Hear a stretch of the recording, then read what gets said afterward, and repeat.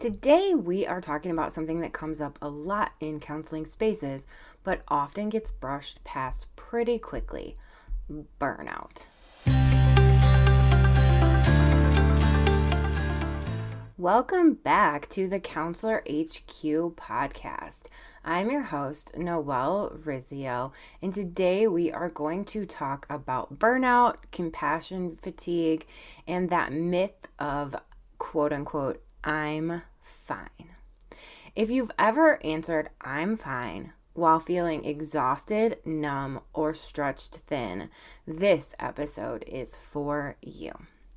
So, I like to start off the episodes with a story, and today my story is one of my least favorite stories about being a school counselor. It was like my first or second year. I was working at that elementary school, and there was a student who I'd been working with, and he came to school with a broken collarbone. And his teachers and myself were all very concerned about where this came from, how he got a broken collarbone. And so I was kind of investigating, and kind of trying to figure out. He said he, fell from his top bunk, and then his story kind of changed a little bit where, his brother threw something at him or something. Nothing that really sounded like it would cause a broken collarbone. So I was really, just didn't know what to do. Here I'm, 25 years old or however old I was, brand new, and I didn't know what to do. So I still sat down and talked with the kid, and eventually he came out and told me that his dad had kind of like thrown him up against the wall or something. I don't really remember the specifics, but his dad had caused his collarbone to break.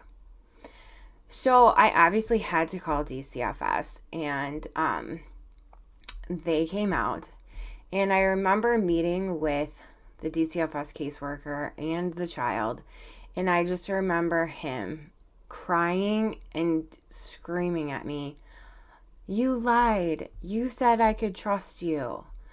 And to top it all off, it was his 10th birthday that day.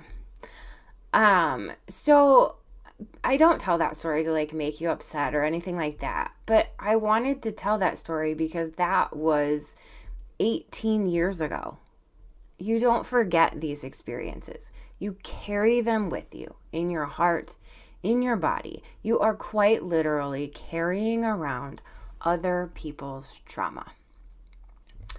So here's the counselor version of I'm fine. Right? Counselors are incredibly skilled at supporting others. We can notice subtle emotional shifts. We can hold space without trying to fix things. We can validate pain without minimizing it. But when it comes to ourselves, we're often running on autopilot. I'm fine can mean I'm tired, but I'm still functioning. Or I don't have time to unpack this. Or other people need me more.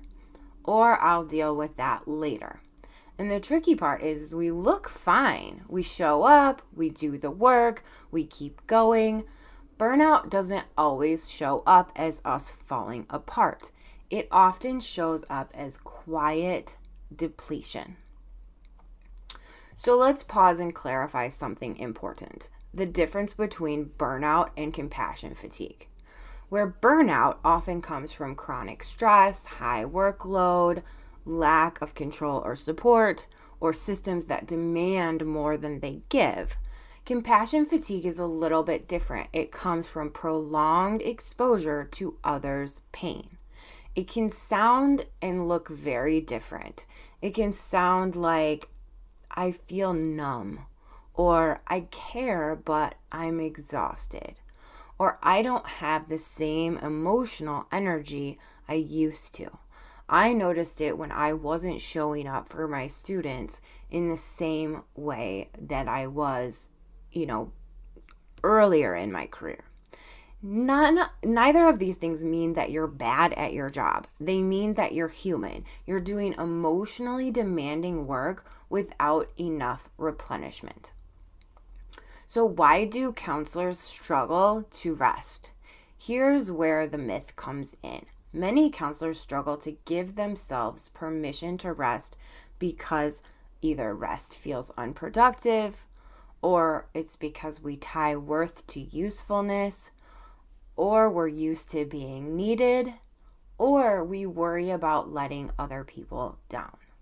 There's often this unspoken belief that if I can still function, I don't need rest yet.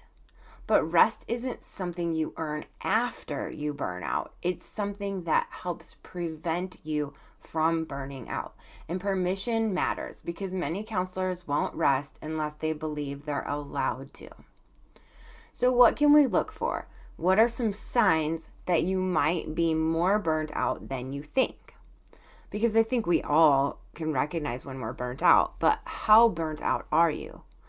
Burnout doesn't always scream. Sometimes it whispers. A few quieter, maybe subtler signs that you might be more burnout than you think is that you feel emotionally flat. Maybe you're irritable in small, insignificant moments.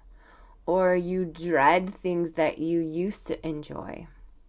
You feel disconnected from your work, or you're always just pushing through. If any of those landed, that's not a diagnosis. It's an invitation to pause and take some time out for you. So now let's talk about some small, doable burnout recovery strategies. We're going to talk about some small things, not a full life overhaul, not a retreat, not the perfect self-care routine, just doable shifts. So the first one, change the question.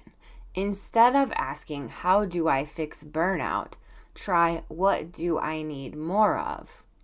Or what do I need less of?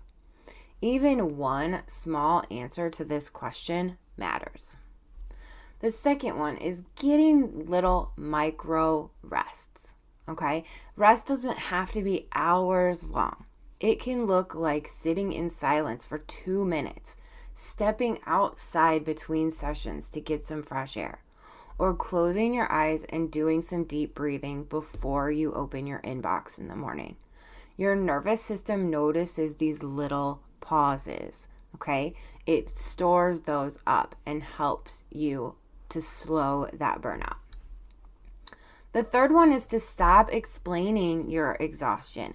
You don't need a dramatic reason to be tired. The emotional labor that you do every day is labor.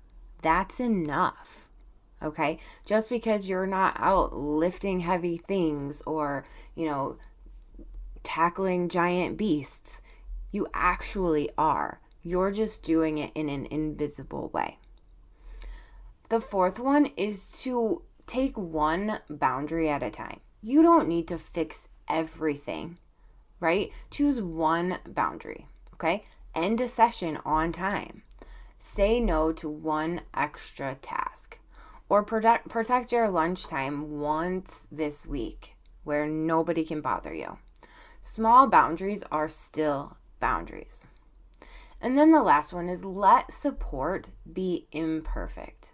Support doesn't have to mean deep processing, right? It can be just calling a counselor friend who listens. It can be finding a community where you feel understood. It could be a reminder that others are feeling this way too. Connection reduces burnout more than isolation ever could. So just reach out to someone. Here's something I want to say clearly. Burnout doesn't mean you chose the wrong profession. It doesn't mean you're weak. It doesn't mean you failed. It means you've been giving and giving and giving without being replenished. You are allowed to rest before you're empty. You're allowed to ask for support before you break. You are allowed to care for yourself with the same compassion that you offer to others. If this episode resonated, I hope you take one small thing with you today, not to fix yourself, but to care for yourself. You don't have to earn rest by suffering. You don't have to justify your exhaustion, and you don't have to do this work alone. Thank you for the work that you do. Thank you for being here, and thank you for letting I'm fine be replaced with something a little more honest. I will see you in the next episode where we are going to talk about some useful tools. I'm really glad you're here.